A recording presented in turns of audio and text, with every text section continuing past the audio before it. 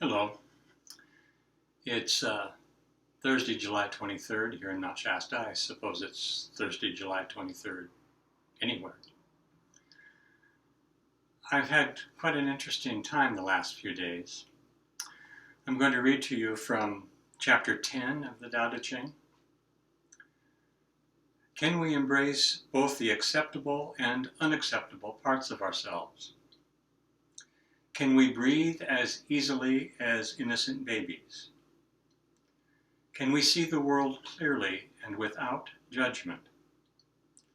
Can we act with loving kindness, yet remain unknown and unsung? Can we watch all things come and go, yet remain undisturbed? Can we accept our countless thoughts and opinions, yet not take them seriously? If we can do this, we are acting according to the virtue that is naturally ours, nourishing all things, but possessing nothing, enjoying all things, but clinging to nothing, working diligently, but claiming credit for nothing, growing in wisdom, but controlling nothing.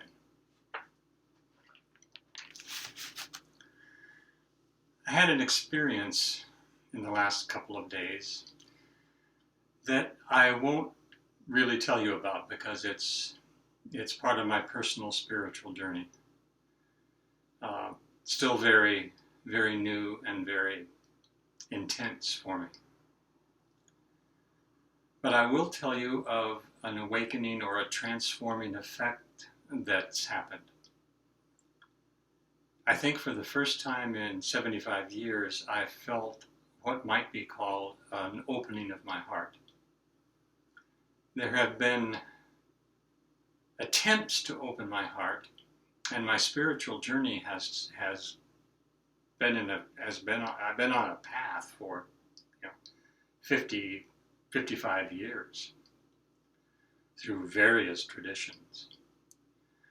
But what happened today, or recently, as I was, for some reason, meditating and decided to listen to a recording from Plum Village, recording of the monks chanting Namo Avalo, a compassionate chant, went on for about 18 minutes. It's a beautiful one. You can find it on YouTube, Namo Avalo, Namoavalo, or look up Thich Nhat Hanh and Plum Village.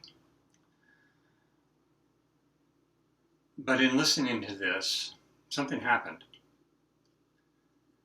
And I realized that for the last 55 years, I've been attempting to find a spiritual path that protected me rather than opened me. It was that way with Christianity. It was that way through my decades with Zen. And all along I've been using Taoist thought in much the same manner. Nothing inauthentic, nothing wrong with what I was doing. But because I've been afraid all my life of the bully, of the aggressive, assertive, powerful, take no prisoners kind of mentality, due to some early childhood experiences, I find that I've been using my spirituality to armor me all of these years, attempting to have a deep spirituality and at the same time be very, very carefully and closely protected, putting up an armor of intellectual rigor, of rational thought, of not suffering fools, of a spirituality that has been quite overly rational. And as a result, there's been this feeling that something's missing. And I realize, as my heart is suddenly beginning to actually open up, that I don't have to be afraid. that I don't have to armor myself, that an open-hearted spirituality, whatever tradition it's from, is the natural spirituality of the human soul.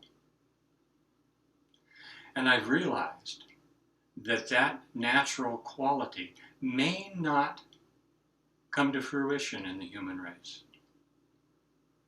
The human race may not grasp that. And the people among the human race who decide to have an open heart, regardless, may get ground under by the wheels of the machine. And the ultimate word may be, I'm sorry, but the human race didn't take advantage of its natural qualities and is going to have to pass away. Well, I'm not called to save the human race, nor are you called to save the human race. No one is called to save the human race. We are called to open our own hearts and be willing to have that open heart, that willingness to breathe deeply and enjoy every aspect of life with compassion and understanding, and not clinging and not imposing our judgments and not resisting and fighting. And if we go down, then we go down as true human beings. What else is being asked of us? And all of a sudden, I'm not afraid. I'm less afraid than I have been all my life. I'm willing to open up, to not be afraid of the bully, not be afraid of the whole bullying nature of my culture, not feel like I have to be some sort of a freedom fighter against that bully. Freedom fighters are just bullies waiting to happen. What I need to be is, within myself, open-hearted.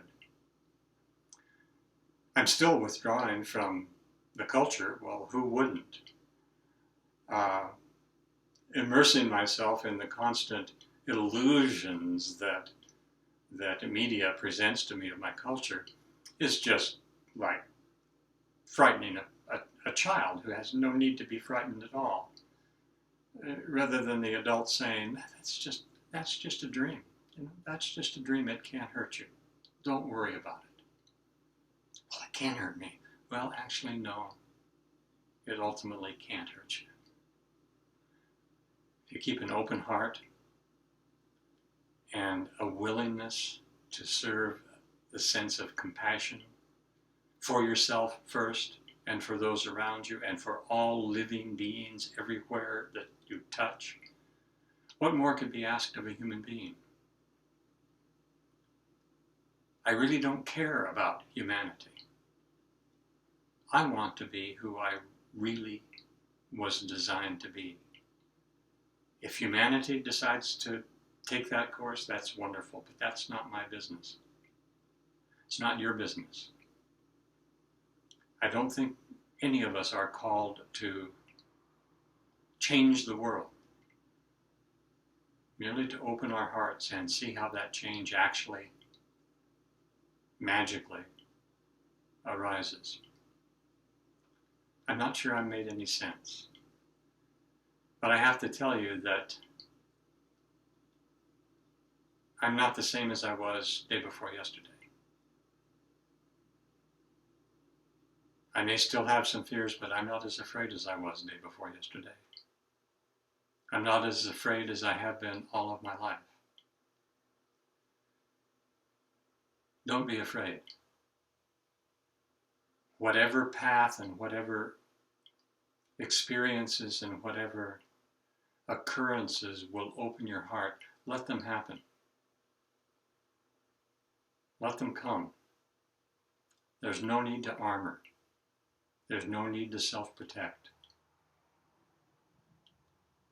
There's no need really to worry. May all of us be blessed with an open heart.